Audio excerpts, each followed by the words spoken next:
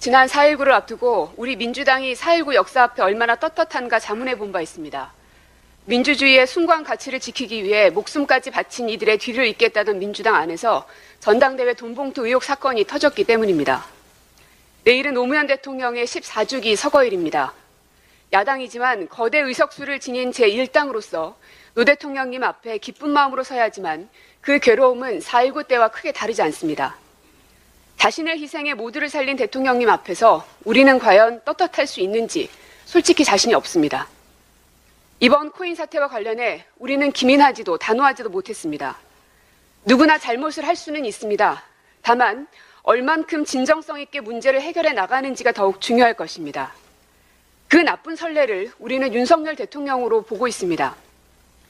첫째, 자신의 잘못을 인정하기보다 왜 내 말을 믿지 않느냐며 윽박지릅니다.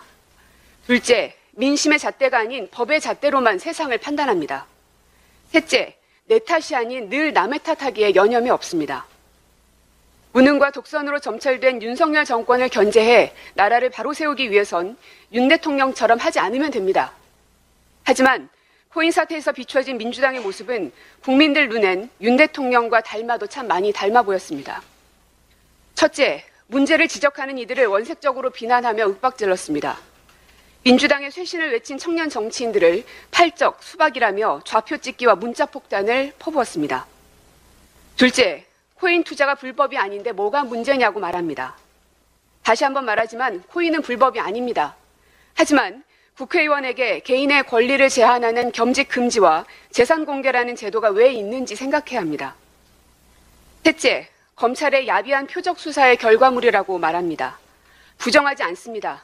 다만 그 판단은 우리가 아닌 국민들에게 맡겨야 했습니다. 김대중 대통령은 사형 선고를 받은 바 있고 노무현 대통령은 스스로 목숨을 내놓았습니다. 권력자는 정치인에게 없는 죄도 만들어 죽이려 들지만 그 정치인을 살려내는 건 국민입니다. 국민을 믿어야 하는 이유입니다. 민주당의 목표는 단순한 선거 승리가 아닌 대한민국을 지키는 것이어야 합니다. OECD는 코로나 기간 경제 위기를 가장 잘 극복한 것으로 예상되는 나라로 한국을 꼽았지만 지금은 97년 이후 최장기 무역 적자를 기록하고 있습니다. 후쿠시마 오염수 방류로 국민 안전이 위협받고 있습니다. 미국이 대한민국 대통령실에 도청했지만 사과는커녕 재발 방지 대책도 전무합니다. 이런 윤석열 정권의 폭주를 누군가는 막아주길 국민들은 간절히 염원하고 있습니다. 하지만 민주당의 모습은 국민이 아닌 민주당을 살리는 일에만 전념하고 있는 것만 같습니다. 반성 없는 윤석열 대통령을 보며 국민들은 독선이라 말합니다. 윤심 줄 세우기를 위해 친윤을 감싸고 비윤을 잘라내는 대통령을 보며 리더의 자격이 없다고 말합니다. 윤석열 대통령처럼 하지 않으면 됩니다. 노무현 대통령처럼 하면 됩니다.